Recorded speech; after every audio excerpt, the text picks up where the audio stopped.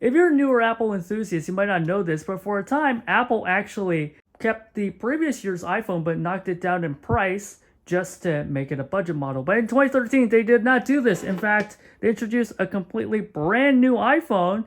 In fact, a plastic iPhone that is lesser materials, and they gave it a lower price. This is the iPhone 5C, and it's still running iOS 7. That's right. We're going to look at this iPhone in relation to the iPhone 5 that it's replacing. So we're just going to take a look because, again, from iOS 6 to iOS 7, the iPhone 5C actually fits along with iOS 7, and this one is really made for iOS 7. So instead of selling the iPhone 5 again, they sold a fun new iPhone that matches really the iOS 7 aesthetic.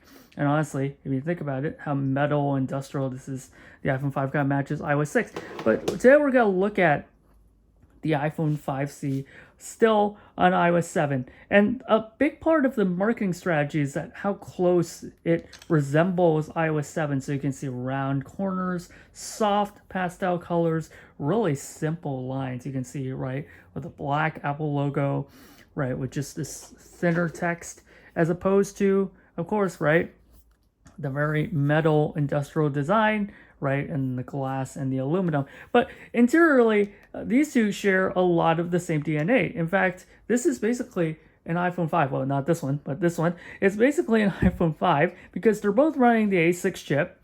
They both have the same 4-inch display as sRGB. They both have the same back camera, the 8-megapixel back shooter. They both don't have Touch ID. They both have the Lightning connector with simplified speaker and microphone holes, of course, the headphone jack. But this is really an iPhone 5, and this is Apple's answer in 2013 in, okay, we're just not going to sell you last year's iPhone exactly, even though this is a new design for the iPhone 5. So you can say, actually, that the iPhone 5 actually came in two designs, where this one came with iOS 6, this one came with iOS 7.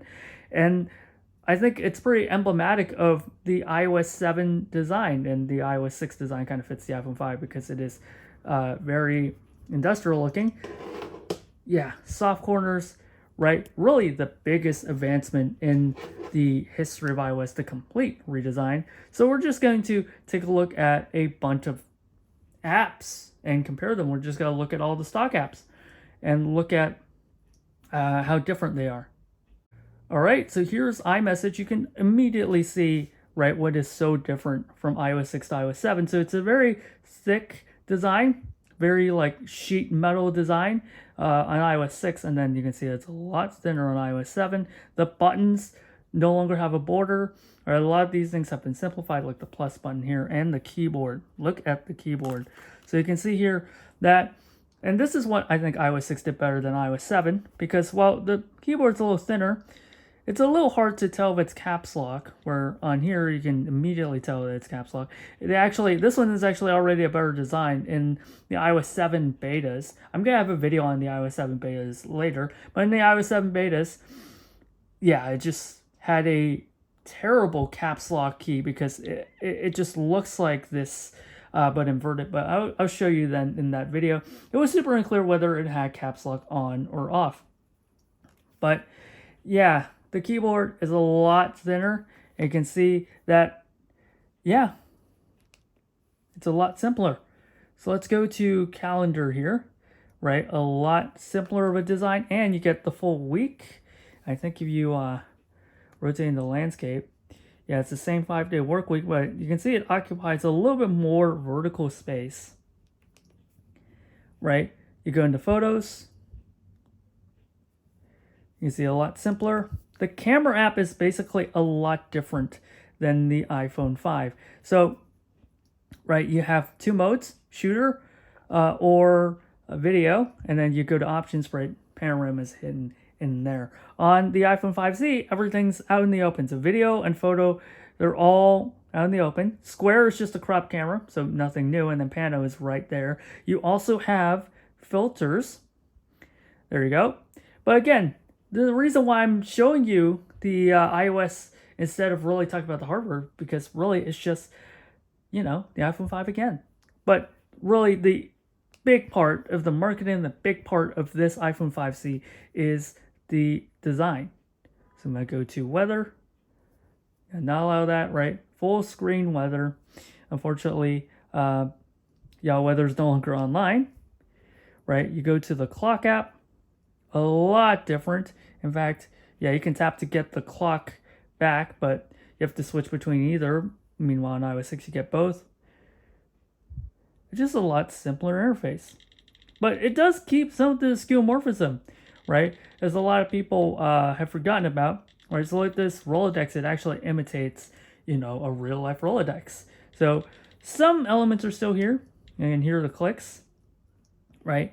Maps is, maps, right? It's a little different, but you can see a lot of the skeuomorphic elements like this is no longer here. In fact, if you tap the eye icon, it'll show you the exact same thing. But there you go, a lot less fun, right? Videos is, videos. So nothing special there. We gotta go to notes, right?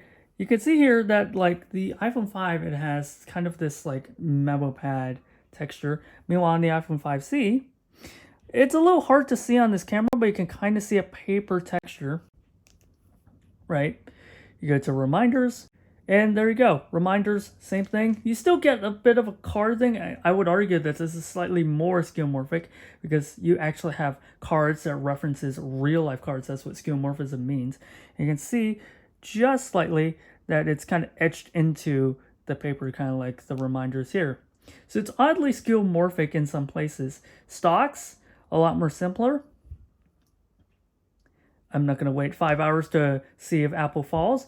You have Game Center. Now coming to Game Center, this is probably the biggest departure. You can see all the green felt is gone. You can see this is like a casino, whereas this is just a blank white page. Yeah. Newsstand is a completely different thing because it used to be a folder, now it becomes an app. Right? If you go to the iTunes store, and basically the App Store, you can see it's white versus black. There's a near me option in the App Store as well, right? Let's go to Passbook because this is interesting because while Passbook does have a flatter interface, it also removes the trash can icon, the very skeuomorphic shredding your passes that just deletes itself without much of an animation. Okay, the compass is probably all that different to the Compass app in iOS 6 because not only is it just a compass. Okay, first of all, that's right. New in iOS 7, you got calibrate it by rolling the ball around the circle. Can you even calibrate it properly? Let's see. It's just a half a minute of me. Okay, there we are. Versus on iOS 6, you can see there might be interfering one another, so they're not going to point in the same direction. But in iOS 7, if you swipe over, you actually get a level gauge. So if you put it on the table, you actually know that which way is it leaning, like that. So you get that, and you can also do it on the side as well. So that's how I know that my table is not perfectly flat. It's actually off by 1 degree. So that's most of the apps, but there are some apps that are not available, like FaceTime.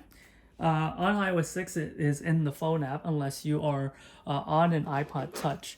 And then, we have voice memos, which is, again, another big departure from iOS 6. So you get this microphone.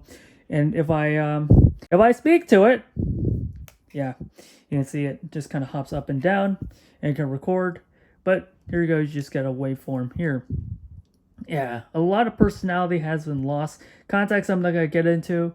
But we'll look at calculator because this is a lot flatter. You can see that the button looks suppressed in iOS 6.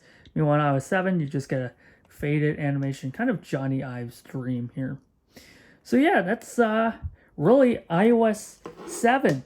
This phone is all about iOS 7, including the camera is the same, lack of Siri is the same. Let's look at the design. So it's this one piece of polycarbonate that is really rounded around all of the edges. And honestly, I really like this design. It makes it really comfortable to hold. I'm not holding metal. I'm holding this soft touch polycarbonate plastic that's really, really colorful. And yeah, it just feels great in the hand. And you can see all of the details are a lot more simpler. Now, of course, both the iPhone 5 and the 5C are Johnny Ive's works. So you can see the contrast in styles, whether you have to go with metal or glass or just the plastic here is really just soft touch, simple, easy to hold, one piece, easy to manufacture. Now, of course, the antenna thing, because we're still in the specter of the iPhone 4 antenna gate, it's kind of bonded into the inside of this polycarbonate material. So it's a lot better for cell reception, actually, not just a little, because it is plastic. So plastic back, one piece, great cell reception, great in the hand, and the solid, dense feel is what they really emphasize on in this unapologetically plastic, because they're doing plastic, but they're doing it in a way that is really solid, really nice to hold. And this is really the iPhone 5C story. And really, the story of iOS 7 is the story of the iPhone 5C. The iPhone 5C would not be a thing if Scott Forstall did not mess up with iOS 6 and, Johnny Ive gets the reins for iOS 7. So, yeah, the iPhone 5C is just a really happy side product of that. And really one of the more unique designs, a completely different approach, right? So not just iOS in the software, but also in the hardware, right? You never see a budget, colorful option of the iPhone, but it really started with the 5C. And of course, right, now you have all sorts of budget models for the iPhone, from the iPhone SE to, right, the 16, right, the not flagship. There used to be only one flagship and this is it. But you get more choice and completely different design. So yeah, that's the iPhone 5C. Thought it might be fun. Of course, iPhone 5 has a video coming up, and I'm just going to talk about iOS 7 there, but not as much as this video. Hope you enjoyed it, because really, this is what iOS 7 is all about. All right, glad you had fun. Bye.